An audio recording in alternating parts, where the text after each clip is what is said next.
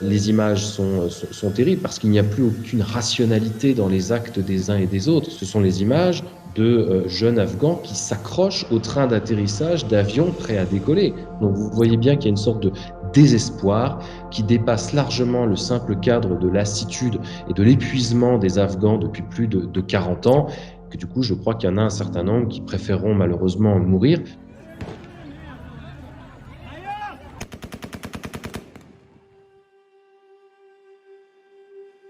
La prise de Kaboul était évidemment prévisible et s'inscrivait dans une stratégie de long terme des talibans, une véritable stratégie de reconquête du terrain. Ils ont commencé par les campagnes pour arriver par les petites villes, arriver par les grandes et ensuite pour encercler Kaboul. Alors évidemment, face à la déconfiture de l'armée, face au départ du président afghan du pays, la population s'est retrouvée complètement soumise. L'armée n'a pas opposé une résistance absolument farouche car je crois que fondamentalement, à la fois les Afghans sont épuisés, mais sont aussi complètement persuadés que rien ne pouvait empêcher le bulldozer taliban de reconquérir Kaboul. C'est vrai qu'on a pu assister à une série, presque une série Netflix à vitesse accélérée, puisque l'image s'est finie un peu comme un effet miroir avec les événements du Capitole du 6 janvier, par cette délégation de talibans à l'intérieur même du palais présidentiel de Kaboul.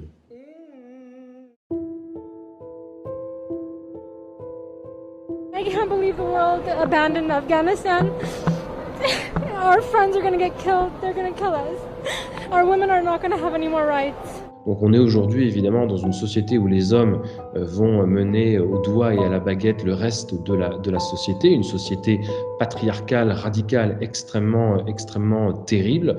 La femme n'a pas une place extraordinaire. À la limite, quand c'était du temps de Daesh, elles étaient les ventres du califat, donc elles avaient une importance extrêmement forte dans la conquête et le peuplement de la terre de Shams. Aujourd'hui, sur l'Afghanistan, elles seront reléguées chez elles avec la burqa intégrale et puis devront sortir des écoles, et que ce soit toutes les minorités en général et que ce soit les femmes en particulier, évidemment, il y a de quoi être véritablement inquiet.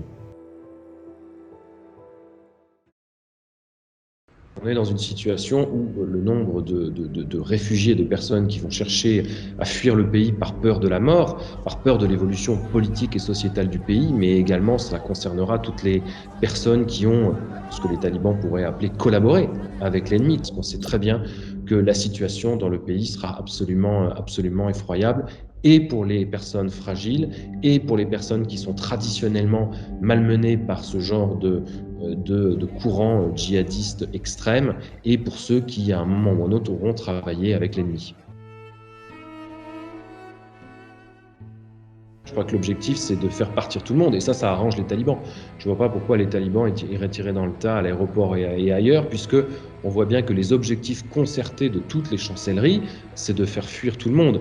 Ce sont les États-Unis et l'Occident qui partent, pardonnez-moi l'expression, la queue entre les jambes, mais qui évidemment laissent l'Afghanistan à la fois à son environnement régional immédiat, à ses puissances régionales prédatrices, et finalement à une sorte de destin assez tragique pour ce pays.